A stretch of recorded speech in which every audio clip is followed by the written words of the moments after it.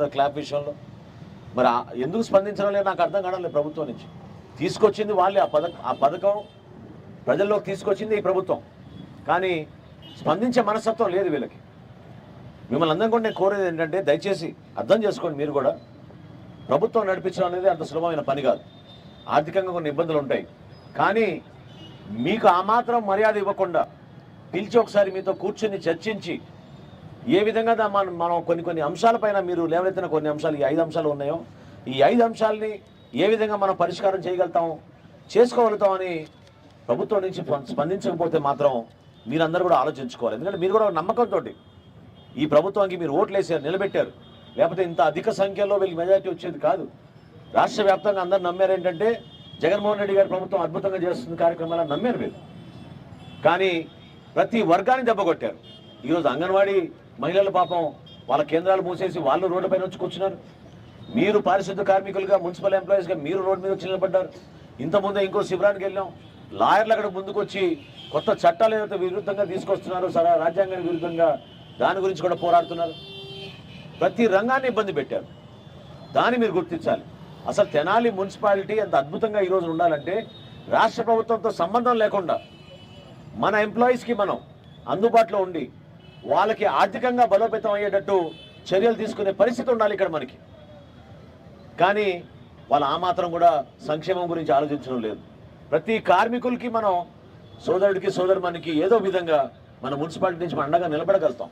మీరు చూశారు గతంలో మీరు పోరాటాలు చేసినప్పుడు ఏదో విధంగా ప్రభుత్వం నుంచి ఇక్కడ ఉన్న స్థానికంగా ఉన్న కమిషనర్ వచ్చి కూర్చొని మీతో మాట్లాడి చర్చించి సమస్య ఉండకుండా మీకు పరిష్కారం చేయడానికి కోసం ఒక ప్రయత్నం ఖచ్చితంగా చేశాం. ఈ అవుట్సోర్సింగ్ విషయం అంటారా, ఇది డెఫినెట్గా రాబోయే రోజుల్లో సుప్రీంకోర్టు తీసుకోవాల్సిన నిర్ణయం. ఇది రాష్ట్ర ప్రభుత్వం, అందులో జగన్మోహన్ రెడ్డి గారు చెప్పిన అబద్ధాల్లో అన్నిటికన్నా పెద్ద అబద్ధం ఇది.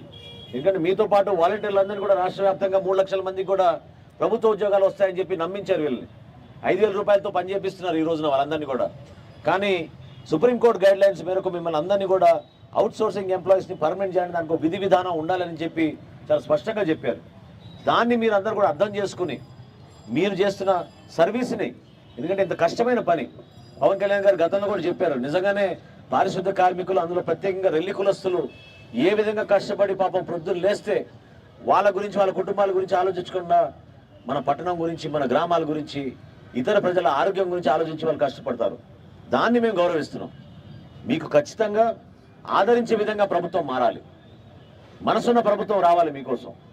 అంతేగాని ఏదో ఉపన్యాసాలు ఇచ్చేసి ఓట్ల కోసం లబ్ధి కలిగే విధంగా స్పందించే ఆలోచన అది మానుకోవాలి. తప్పకుండా పెద్దలు చెప్పినట్టు అనేక ప్రభుత్వాలకి ఈ విధంగానే విన్నవించుకున్నారు గతంలో. కానీ స్పందించేవి ప్రభుత్వాలు పిలిపించుకుని మాట్లాడి ముందుగా మంత్రి గారి సమక్షంలో, దాని తర్వాత అధికారుల సమక్షంలో, అవసరమైతే ముఖ్యమంత్రి గారి సమక్షంలో పరిష్కారం మాత్రం జరిగేది. ఈరోజు పరిష్కారానికి మార్గమే లేదు, అసలు మీకు కలవడానికి కూడా అవకాశం లేదు. ముఖ్యమంత్రి గారిని మీరు కలిసి ఒక రిప్రజెంటేషన్ ఇచ్చుకోవాలి మా సమస్యలపైనని మీరు ఒక ప్రయత్నం చేసినా కూడా ఈరోజు కలిసే పరిస్థితి లేదు. జనసేన పార్టీ రాబోయే రోజుల్లో తెలుగుదేశం పార్టీతో మేము ఒక మంచి ప్రభుత్వం తీసుకొచ్చి మీ అందరికి కూడా అండగా నిలబడే విధంగా, ప్రతి ఒక్కరికి మీరు కోరిన విధంగా కొన్ని ఆర్థికమైన పరిస్థితులు ఏవైతే ఉన్నాయో దాన్ని బేస్ చేసుకుని తప్పకుండా మీకు మేలు చేసే విధంగా ఒక ప్రయత్నం మాత్రం డెఫినెట్గా మేము చేస్తాం.